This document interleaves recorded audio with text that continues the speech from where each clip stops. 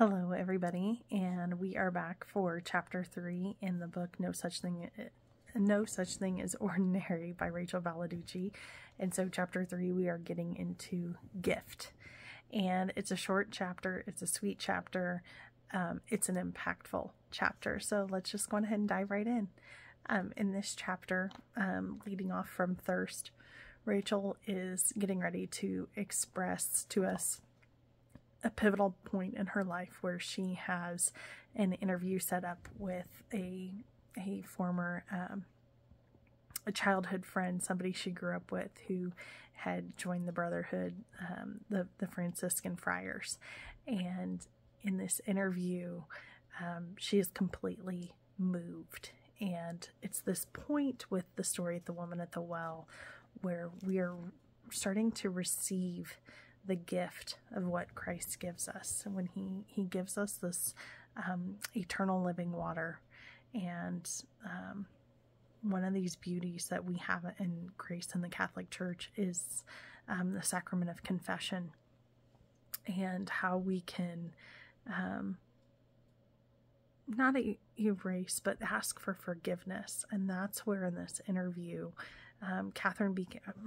Rachel becomes so moved with this conversation of this childhood friend finding Jesus in the middle of a rock concert. And have you ever had that moment in your life where you feel like it's almost like the definition of insanity? It's the same thing over and over again, and nothing is changing. And again, I remember this point in our lives where I was getting upset about the same things, or I felt like we were having the same conversation over and over again, these things that were bothering me. And once I finally figured out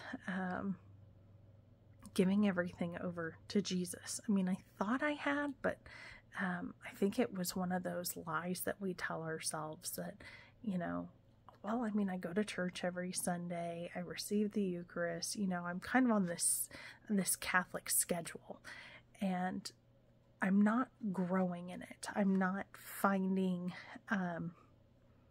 what I need because I'm checking off boxes. And so as I tell people, it felt like being a C-. I was an average Catholic. And ever since this pivotal moment of accepting his love, accepting his help, his kindness, his generosity, his truth, our world has just completely changed. And the way that we approach things, the way that we look at things. And that doesn't mean that everything is roses and it's always easy, because it's still not. But it's finally relying, it's that frog analogy, fully relying on God now rather than relying on myself to figure it out. I don't have to do it alone. I have somebody to help me, and he's always been there. And I love this quote. So I'm going to go to page 32 that Rachel shares, and it says, Jesus sits and waits, wanting to offer us more. But unless we are willing to quiet ourselves to listen to him, we can easily misunderstand this offer. In our human brains and understanding, we see gifts from God the way the world sees them. We might focus on worldly success and achievements, or think that when God offers to give us goodness, it means we will live a life without suffering or pain. And it took me 30 some years to realize Jesus never abandons us, but he also doesn't force himself on us. He is constantly there. He is waiting for us to turn to him. He's waiting for us to ask for his help. He is there with these gentle nudges, these the answers, the water that we need, but he gives us that free will, that opportunity to take it or not. And so it's in this moment that she realizes that, oh my gosh, he's right there. Like I can take this hint. I can take this love, this hand that is being held out to me, and inviting me to just draw him into every space and every part of my life. And when you do that, it is so affirming. It is so loving, and this mind shift that happens, and knowing that you can go deeper, as Rachel says. And that's where we find this difference. We find this shift of, you may look around and you start to see it when you get into this.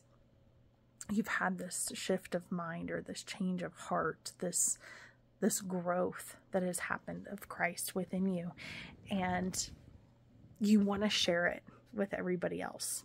And sometimes you don't want to come off too strong, but at the same time, it's like, hey, I've figured this out to a point, and I don't want you to miss it. And so that's what Brother Malachi was doing, was, he was sharing this experience that he had. And Rachel has this opportunity to write about it and to take it to others with the diocesan paper that she's writing for. And we all have that opportunity to share, to be called to bring others to Christ. And that is just the greatest, coolest gift that we can all be given. And it doesn't have to be in this big and showy way. It could be as simple as sharing a prayer with a friend, sharing a book, teaching our children these small ways to be disciples of Christ and go out and be his hands and feet in the real world.